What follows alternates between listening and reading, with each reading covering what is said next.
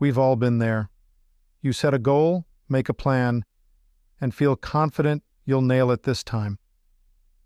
Maybe it's a New Year's resolution to get in shape, a project at work you're sure will only take a couple weeks, or a home renovation you budget 3 weekends for.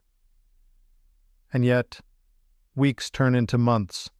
The project drags, the costs spiral, and what once felt easy now feels like a trap. This isn't just bad luck or laziness, it's a predictable error wired into the human mind. Psychologists call it the planning fallacy, and it explains why we chronically underestimate how long things will take, how much they'll cost, and how difficult they'll really be. The planning fallacy was first identified by Nobel Prize-winning psychologists Daniel Kahneman and Amos Tversky in 1979. They noticed that when people predict the future, whether it's building a subway line, writing a paper, or just cleaning the garage, they almost always imagine the best-case scenario. They ignore obstacles, setbacks, and delays, even if they've experienced them before. In other words, the brain is an optimist when it comes to planning. Why does this happen?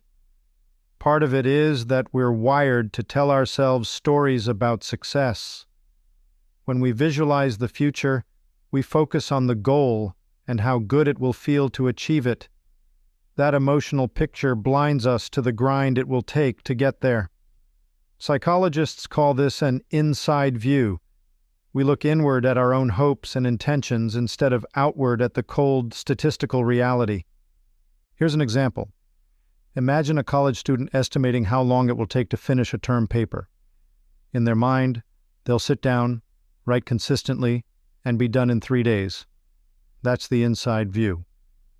But if they took the outside view, looking at how long it's taken them and others in the past, they'd remember the all-nighters, the procrastination, and the inevitable writer's block. Instead of 3 days, the realistic answer might be closer to 2 weeks. This isn't just about schoolwork. The planning fallacy shows up everywhere in real life. The Sydney Opera House was supposed to take 4 years to build and cost $7 million. It ended up taking 14 years and costing over $100 million. The Denver International Airport was scheduled to open in 1993. It actually opened in 1995. $2 billion over budget. Even massive, well-funded organizations with expert planners aren't immune. Our brains are stubbornly bad at predicting the future. And it's not just governments or companies. Everyday people fall into the trap constantly. Maybe you thought you'd save enough for retirement by 40 but didn't factor in unexpected expenses. Maybe you started a side hustle expecting quick profits, only to find yourself years in with more work than reward. Even small things, like planning to leave for the airport, get us. You imagine it'll take 30 minutes to get ready, but somehow it always takes an hour. So how do we outsmart this bias? The first step is awareness. Once you know the planning fallacy exists, you can start catching yourself in the act of optimistic forecasting. Ask yourself, am I basing this plan on my best intentions or on actual evidence from the past? One strategy is to deliberately take the outside view. Instead of asking, how long do I think this will take? Ask, how long has this kind of task taken in the past, for me or for others? If you're writing a book, look at how long authors typically spend drafting and revising. If you're running a marathon, study average training timelines. The past offers data, and data cuts through wishful thinking. Another technique is to add a buffer, sometimes called a planning fallacy tax. If you think a project will take 2 weeks, add 50% or even double it. Expecting a job to cost $5,000? Plan for $7,500. This doesn't mean you'll always use the extra time or money, but it cushions you against the nearly inevitable surprises. Breaking goals into smaller steps also helps. Instead of predicting how long an entire project will take, estimate the time for each piece. You may still underestimate, but smaller chunks are easier to gauge than massive undertakings. And as you track progress, you can update your estimates instead of sticking stubbornly to the first guess. there's also the psychological side. Part of why the planning fallacy is so sticky is that we tie our identity to being efficient, capable, and in control. We don't want to imagine setbacks because they make us feel weak, but paradoxically, expecting setbacks is a sign of strength. It means you're realistic, not naive. It means you're planning for life as it is, not life as you wish it to be. This is where Stoic philosophy offers timeless wisdom. The Stoics taught the practice of premeditatio malorum, the premeditation of evils.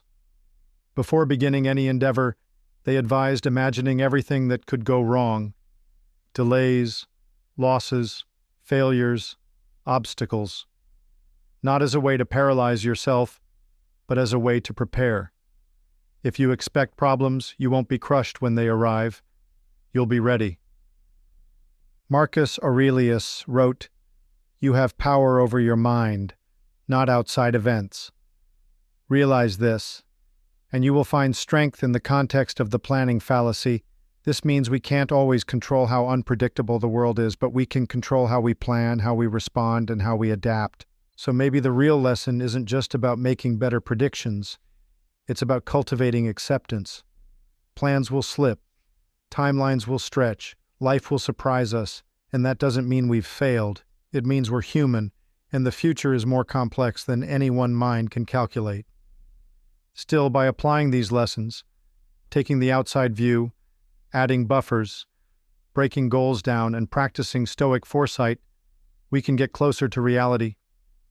We can set goals that are ambitious but achievable. We can budget with enough margin for the unexpected, and we can save ourselves from the frustration of living in constant disappointment. The planning fallacy won't disappear, but we can outsmart it, and in doing so, we gain not just efficiency, but resilience. Because the truth is, the world doesn't reward people who make perfect plans. It rewards those who can adapt when the plan inevitably changes. So the next time you find yourself mapping out a goal, pause. Ask, what am I missing? What has history shown me? And what obstacles am I pretending don't exist? Adjust your expectations, build in breathing room, and remember, overconfidence is seductive, but humility is powerful. In the end, it's not about predicting the future perfectly. It's about walking into the future prepared. And now, I want to hear from you. What's the biggest time or planning fail you've ever experienced? Was it a project at work, a personal goal, or maybe just a trip that went sideways? Share your story in the comments. Your experience might just help someone else avoid the same trap.